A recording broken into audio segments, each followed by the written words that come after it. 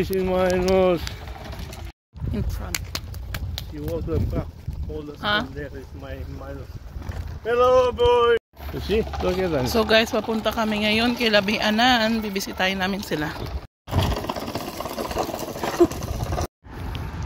So guys, ito yung eskwelahan ng elementary dito. Baby! Where are you going?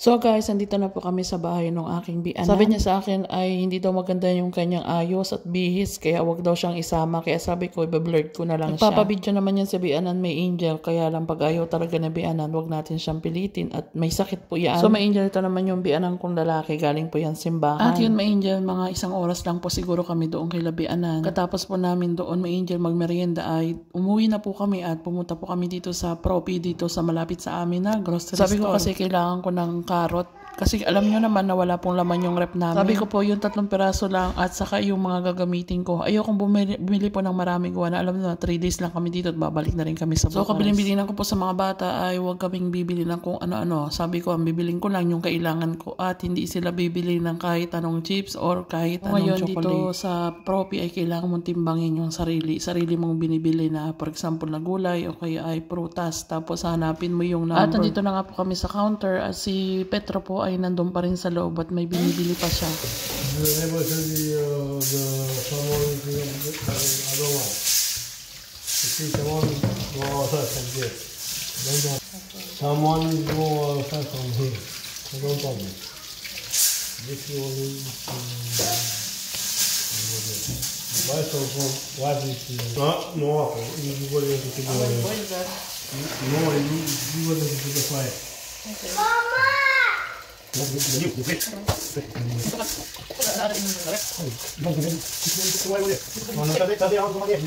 So yun, may angel lang. Sobrang sakit po talaga ng likod ni Petro at saka nung baywang niya, hindi niya maintindihan. Baka ito yung gawa nung aksidente pa naman. Nandun po kami sa bahay ni Bianan ay pinapag-usapan po namin yan kasi nga nagsusumbong siya na lagi daw sobrang sakit ng kanyang baywang at saka nung likod niya. Katapos po yung binili ko kay Bianan na ipicacent oil ay binigay po niya sa akin, inabot at imasahe ko raw si Petro doon sa bahay pag uwi namin. Gusto pa sana po niya akong tulungan sa pagluluto. Sabi ko, doon ka na lang sa kwarto, mahiga ka na. Tapos maghugas lang ako ng kamay at imamasahe ko yan kasi yung bilan ni Bianan. So paano ma-angel, stop muna natin yung aking pagluluto at kailangan muna natin imasahe ito at mangangamoy po ang aking kamay sigurado. Bali may angel, ilalaga ko lang to at bukas ko na itutuloy ang pagluluto nitong ating bopis. So paano may angel, tatapusin ko lang ang paglaga nitong aking niluluto. Bukas ko na rin po itutuloy ito. Masahe ko muna po si Petro at kailangan ko rin patulogin yung mga bata dahil inaantok na raw po sila. Hanggang dito na lang po. Don't forget to like, comment, and share this video. Bye!